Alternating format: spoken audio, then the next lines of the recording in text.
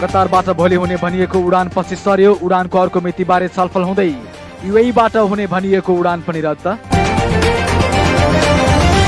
कर सम्बन्धी सर्वोच्चको अन्तरिम आदेश निरन्तर। सरकारको पुनरावलोकन रिट खारिज। वडा अध्यक्ष नै रोकम घटनाको मुख्य योजनाकार रहेको गृहको प्रतिवेदन। नेपालमा कोरोना संक्रमितको संख्या 6000 नाग्यो। र स्पेनिस ला लिगा फुटबलमा एइबारलाई हराउँदै रियलको जित। एथलेटिको मैड्रिड र बिल्बाओको खेल बराबरीमा।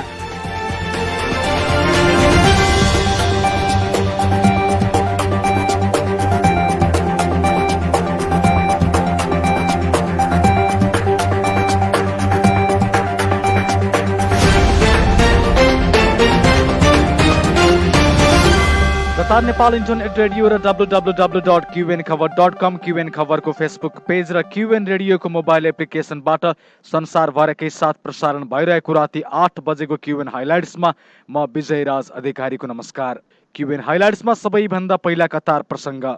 कोरोना भाइरसका कारण कतारमा विभिन्न क्षेत्रमा लगाइएको प्रतिबन्ध हटाउन आजदेखि पहिलो चरणको योजना सुरु भएको छ। जनजीवन सामान्य बनाउन योजना आजदेखि सेप्टेम्बरसम्म चरणबद्ध रूपमा लागू गरिनेछ। तर यसका लागि भाइरसको जोखिम कम हुँदै स्थिति भने सामान्य बन्दै जानुपर्नेछ। स्थिति सामान्य नबने सरकारले यी योजनाहरू हेरफेर पनि गर्न सक्ने बताएको छ।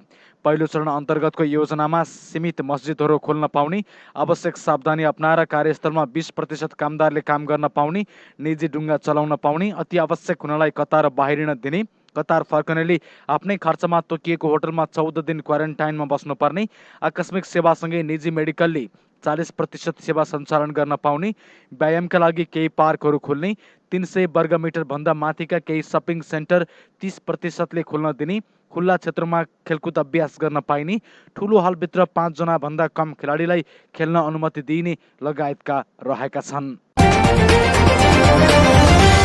सनैयाको औद्योगिक क्षेत्र जान आउन चाहिने पर्मिट आजबाट नचाहिने भएको छ। सरकारी सञ्चार कार्यालयले हिजो सूचना प्रकाशित गर्दै पर्मिट नचाहिने बताएको हो। यद्यपि कोभिड-19 को सावधानी अपनाएको सुनिश्चित गर्न सुरक्षाकर्मीले त्यस क्षेत्रमा जाँच भने यथावत राख्ने कार्यालयले स्पष्ट पारेको छ। सो क्षेत्र जाने आउनेले अनिवार्य रूपमा मास्कको प्रयोग गर्नुपर्ने र यत्राज एपमा आउने हरियो कोड भनी साथमा लिएर हिँड्नुपर्नेछ। यस्तै कामदार बोक्ने बसले पूरा क्षमताभन्दा आधा सिटमा मात्र कामदार बोक्न पाउने कार्यालयले जनाएको छ। विगत 24 घण्टामा कतारमा 1274 जनालाई कोरोना भाइरस संक्रमण र 1783 जनालाई निको भएको स्वास्थ्य मन्त्रालयले पुष्टि गरेको छ।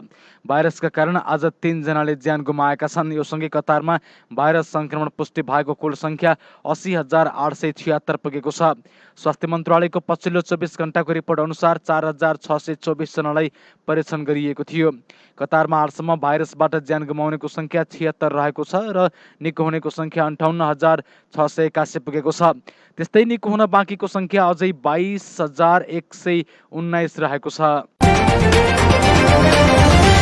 कोरोना भाइरसको महामारी विरुद्ध अग्रपङ्क्तिमा बसेर काम गर्ने स्वास्थ्यकर्मीहरूमा समर्पित गर्दै स्वास्थ्य मन्त्रालयले आज एक विशेष लाइभ कार्यक्रमको आयोजना गरेको छ।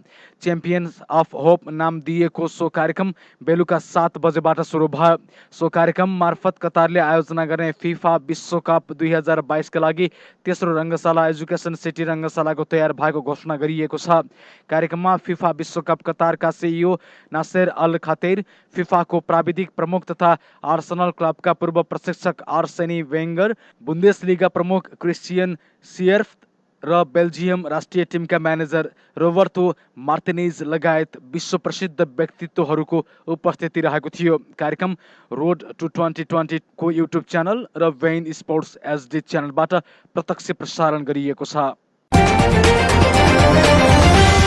अब नेपाल प्रसङ्ग। लकडाउन खुलेको 1 महिनासम्म कर तिर्ने व्यवस्था मिलाउनु भन्ने आदेश विरुद्ध सरकारले दर्ता गराएको पुनरावलोकन निवेदन भ्याकेट सर्वोच्च अदालतले खारेज गरिदिएको छ। आज प्रधान न्यायाधीश चोरेन्द्र शमशेर जबरा र न्यायाधीश प्रकाश कुमार ढुङ्गानाको संयुक्त इजलासले तत्काल कर नलिन सर्वोच्चले जारी गरेको अन्तरिम आदेश खारेजीको माग गर्दै महान्यायाधिवक्ता कार्यालयले दर्ता गराएको पुनरावलोकन निवेदन खारेज गरेको हो। सर्वोच्चले सो पुनरावलोकन निवेदन खारेज भएपछि यसअघिको अन्तरिम आदेशले निरन्तर कायम गरिरहेको छ। छ। गत जेठमा आन्तरिक राजस्व विभागले करदातालाई जेठ 25 गतेभित्र आफूले बुझाउनु पर्ने कर तिर्न सूचना जारी गरेको थियो। तर लकडाउनकै अवधिमा कर तिर्न ताकेता गरिएको भन्दै विरोध भएपछि यो अवधि सारेर असार 15 गतेसम्म पुर्याइएको थियो। कतारबाट हुने भनिएको पहिलो उद्धार उडान पनि रद्द भएको छ। कतार स्थित नेपाली दूतावासले सूचना प्रकाशित गर्दै दोहाबाट काठमाडौँका लागि 16 जुन 2020मा नेपाल एयरलाइन्सको र 17 जुन 2020मा हिमाल एयरलाइन्सको उडानहरू प्राविधिक कारणले हुन नसक्ने जानकारी दिएको छ।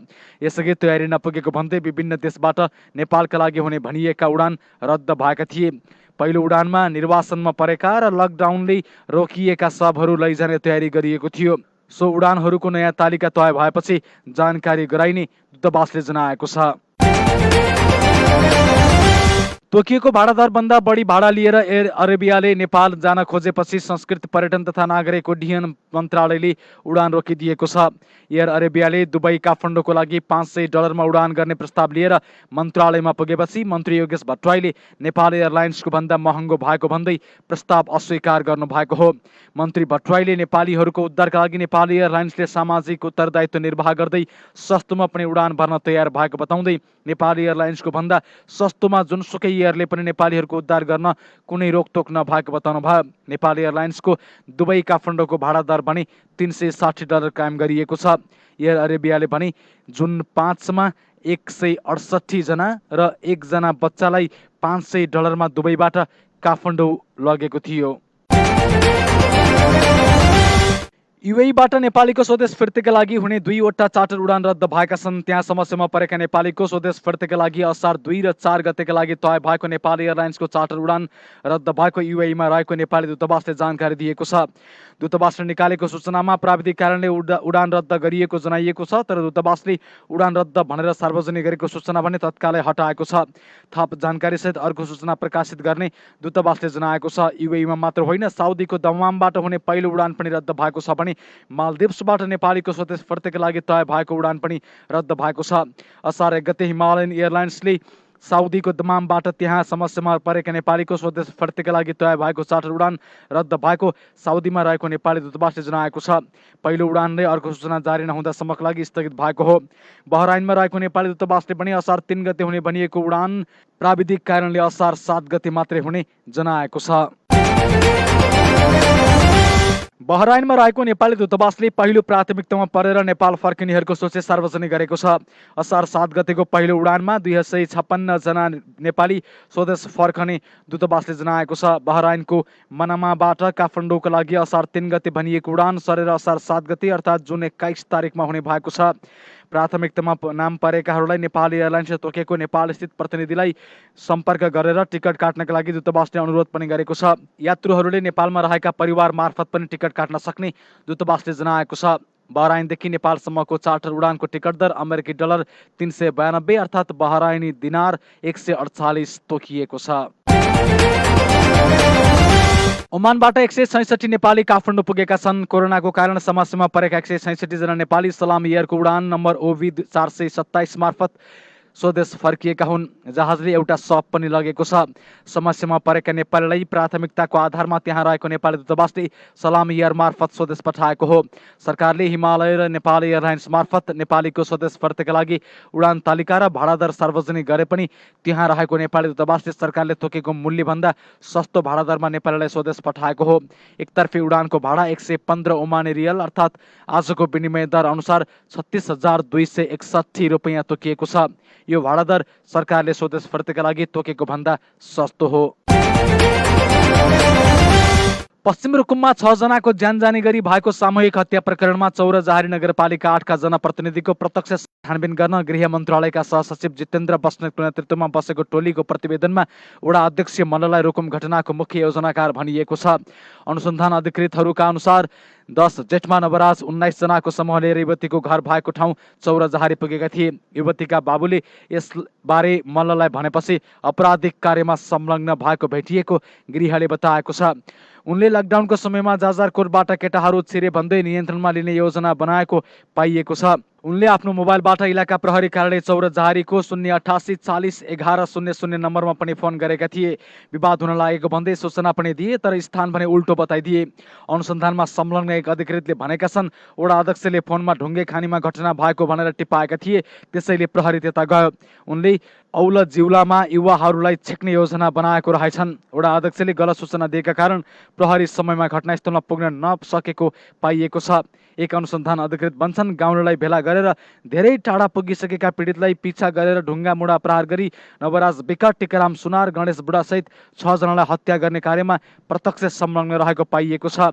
वडा अध्यक्ष मल्लसहित 34 प्रतिवादी विरुद्ध जिल्ला अदालत रुकुममा कर्तव्य ज्यान मार्ने उद्योग र जातीय भेदभाव तथा छुवाछुत ऐन अनुसार कारबाहीका लागि मुद्दा दर्ता भएको छ। नेपालमा कोरोना संक्रमितको संख्या 6000 नागेको छ। आज एकै दिन 451 जनामा संक्रमण पुष्टि भएको छ। यो सँगै नेपालमा कुल संक्रमितको संख्या 6211 पुगेको स्वास्थ्य तथा जनसङ्ख्या मन्त्रालयले जनाएको छ। प्रादेशिक जनस्वास्थ्य प्रयोगशाला विराटनगरमा गरिएको परीक्षणमा 1 जना, वीरगञ्जमा भएको परीक्षणमा 11 जना, पोखरामा गरिएको परीक्षणमा 5 जना, सेती अस्पतालमा भएको परीक्षणमा 9 जना, भेरी अस्पताल प्रयोगशालामा 24 जना, कर्णाली स्वास्थ्य विज्ञान प्रतिष्ठान जुम्लामा भएको परीक्षणमा 5 जना, जनकपुरमा गरिएको परीक्षणमा 24 र भरतपुर अस्पताल चितवनमा भएको परीक्षणमा 7 जनामा संक्रमण पुष्टि भएको हो। यस्तै रूपन्देहीमा गरिएको परीक्षणमा 7 जना, विराटनगरमा 25 जना, सुर्खेत प्रयोगशालामा भएको परीक्षणमा 107 जना, धुलीखेल अस्पताल प्रयोगशालामा 5 जना र राप्ती स्वास्थ्य विज्ञान प्रतिष्ठान दाङमा गरिएको परीक्षणमा 43 जनामा संक्रमण पुष्टि भएको हो। यस्तै शिक्षण अस्पताल महाराजगञ्जमा 1 जना, हेटौँडामा 25 जना, शुक्रराज ट्रपिकल तथा सरुवा रोग अस्पताल टेकुमा 10, पाटन स्वास्थ्य विज्ञान प्रतिष्ठान प्रयोगशालामा 3 जना र राष्ट्रिय जनस्वास्थ्य प्रयोगशाला टेकुमा 139 जनामा कोरोना पोजिटिभ देखिएको छ। अहिलेसम्म संक्रमित देखिएका मध्ये 1041 जना संक्रमित उपचारपछि निको भएर घर फर्किएका छन्। पोखरामा नयाँ मेसिन जडान भएसँगै देशभरि 22 स्थानबाट PCR परीक्षण सुरु भएको स्वास्थ्य मन्त्रालयका प्रवक्ता डाक्टर जागेश्वर गौतमले जानकारी दिनुभयो। अब खेल समाचार। स्पेनिस ला लिगामा रियल मड्रिडले जित हात पारेको छ। आइतबार राति भएको खेलमा रियलले एबारमाथि 3-1 को जित हात पारेको हो। रियलले 3 गोल पहिलो हाफमा गर्यो। खेलको 4औं मिनेटमा टोनी क्रुसले गोल गरेर रियललाई अग्रता दिलाए। कप्तान सर्जियो रामोसले 30औं मिनेटमा गोल गर्दा मार्सेलोले 37औं मिनेटमा गोल गरे। एबारका लागि विगासले 60 मिनेटमा गरेको गोल सान्तोनामै सीमित बन्यो। नियमित घरेलु मैदान मर्मत जारी रहेकाले रियलले आफ्नो वैकल्पिक मैदानमा खेलेको थियो। यो खेल जिनेदिन जिदानका लागि प्रशिक्षणका रूपमा 200औं खेल हो। प्रशिक्षकको रूपमा रियलका लागि 200 खेल पूरा गर्ने जिदान तेस्रा प्रशिक्षक बनेका छन्।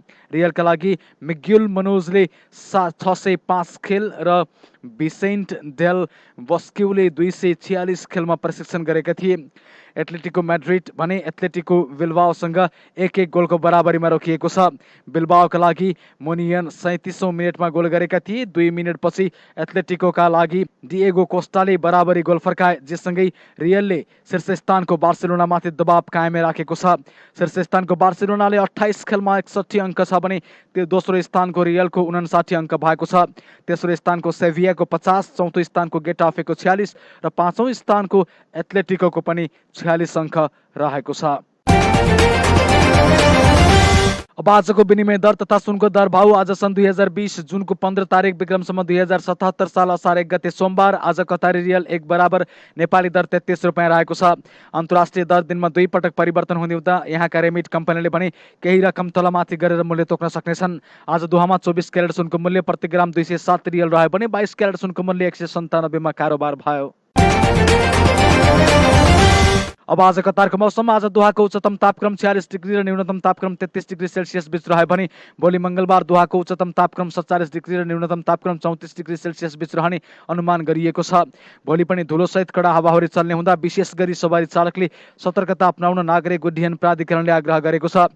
दोहामा आज सूर्योदय बिहान 4:43 बजे र सूर्यास्त साँझ 6:25 बजे भयो भने मोबाइल एप्लिकेसनबाट संसारभरकै साथ प्रसारण भइरहेको राति 8 बजेको क्युएन हाइलाइट्स आजको लागि यति नै। जाँदा जाँदै हेडलाइन्स फेरि एकपटक। कतारबाट भोलि हुने भनिएको उडान पछि सर्यो। उडानको अर्को मितिबारे छलफल हुँदै युएईबाट हुने भनिएको उडान पनि रद्द। कर सम्बन्धी सर्वोच्चको अन्तरिम आदेश निरन्तर, सरकारको पुनरावलोकन रिट खारिज। वडा अध्यक्ष नै रोकम घटनाको मुख्य योजनाकार रहेको गृहको प्रतिवेदन। नेपालमा कोरोना संक्रमितको संख्या 6000 नाग्यो। र स्पेनिस ला लिगा फुटबलमा एबार हराउँदै रियलको जित। एथलेटिको मैड्रिड र बिल्बाओको खेल बराबरीमा। यसका साथै राति 8 बजेको क्युएन हाइलाइट सकिएको छ। न्युज डेस्कबाट अनिल मगरसँगै म विजय राज अधिकारी पनि बिदा हुन्छु। नमस्कार।